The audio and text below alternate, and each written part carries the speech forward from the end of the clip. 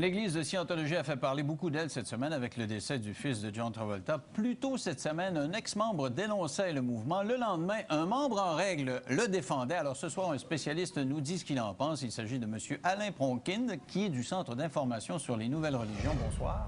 Bonsoir, M. Lévesque. Alors, d'après vous, c'est une secte ou pas, les scientologues? Si on pouvait répondre à la question, je pense que l'ensemble des chercheurs à l'Université de Montréal seraient contents. Une secte, c'est très difficile à définir. Si on parle du mot secte pour un catholique en 1922, c'est tout ce qui n'est pas catholique. Maintenant, les sectes, on va plutôt considérer que c'est des gens qui vivent un petit peu à l'extérieur de la société, qui sont vraiment séparés du monde. Fait qu'on pourrait parler de la secte de Moïse Thériault à l'époque, qui était vraiment reclus. Là, il n'y avait aucun contact avec l'extérieur. Est-ce qu'on peut parler d'une secte? Si on prend la définition de Roch Moïse Thériault, non, parce qu'ils fonctionnent dans notre société et ils fonctionnent librement dans notre société, ils côtoient les gens là, à tous les jours. Maintenant, on a posé un certain nombre de questions, autant à l'ex-membre qu'à la membre en règle, puis ça divergeait. Des fois, c'est tout à fait le contraire. Allons-y avec vous. Oui. Est-ce qu'on peut sortir de là? On peut toujours sortir très librement de l'Église de Scientologie. La difficulté, c'est les liens émotifs qui peuvent rester avec l'Église de Scientologie ou avec des gens. Parce qu'il y a des gens qui vont quitter le mouvement de l'Église de Scientologie, qui vont retourner dans la société, mettons à 80-85 qui fonctionnent très bien.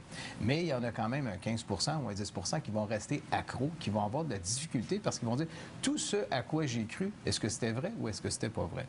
Mais simplement pour vous dire, M. Lévesque, qu'environ 80 des gens qui vont à l'Église de Scientologie pour faire le test là, de la personnalité vont peut-être rester ou frayer pour un an et vont quitter sans qu'il y ait... 80 peut-être 80 Mais ceux qui restent plus d'un an restent longtemps. Fait qu'on parle de 10 à 15 ou jusqu'à 20 des gens qui peuvent rester 7 ans, 8 ans, 9 ans, jusqu'à 10 ans. Alors, l'espèce de baptême, c'est un peu le test de personnalité. C'est quoi, ça? Le test de personnalité, de la façon que ça fonctionnait, disons, au début des années 80, c'est qu'on vous accrochait sur le coin d'une rue, on disait, on va passer un test de personnalité. Et on fait passer à vous, M. Lévesque, un test de personnalité. Au bout du test de personnalité, on va vous dire, ah, bien, vous pourriez travailler tel aspect, l'aspect A, l'aspect B, l'aspect C, et on va vous aider. Et tranquillement, les gens...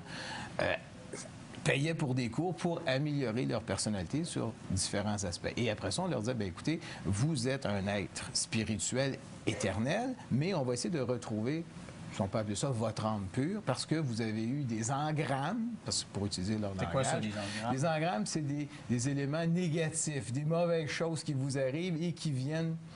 j'allais dire perturber, mais influencer votre personnalité. Il s'agit d'enlever ces engrammes-là, ce qui vous cause des problèmes, pour arriver à retrouver votre esprit, votre âme à vous. Parce que la grosse critique qui revient, c'est qu'on vend beaucoup de choses. J'en parlais justement à la membre, Mme Bélanger. Je disais qu'on a l'impression, vu de l'extérieur, que c'est une espèce de PME. Vous vendez bien des choses. C'est le cas? Ou... Effectivement, on vend beaucoup de choses. Les cours, il y en a qui disent que ça peut coûter de 1 000 jusqu'à 100 000 pour suivre des cours de formation. 100 000 Elle m'a parlé de 2-3 000. Ah non, ça va jusqu'à 100 000 quand vous suivez tous les niveaux, parce que jusqu'à 70 niveaux là, dans les 70 niveaux? Oui.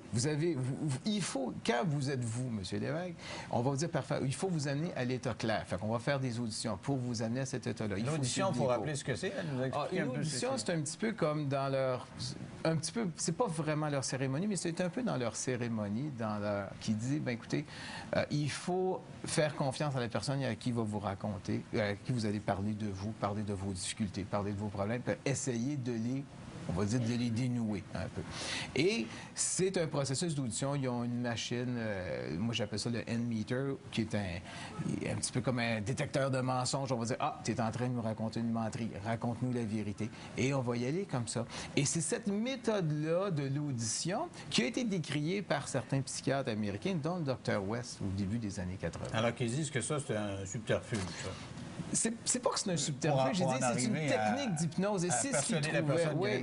Et c'est ce qu'il trouvait, peut-être pas malade, mais qu'elle a des difficultés à régler. Et c'est ce que West dénonçait. Il disait, c'est une technique qui se rapproche de l'hypnose et on peut pas faire de l'hypnose comme ça avec les gens. Évidemment, le Dr. West a été décrié par l'Église de Scientologie parce que ce qui est important en Scientologie de retenir, puisque les téléspectateurs doivent retenir, c'est que l'Église de Scientologie est vraiment en porte-à-faux avec les psychiatres et les psychologues.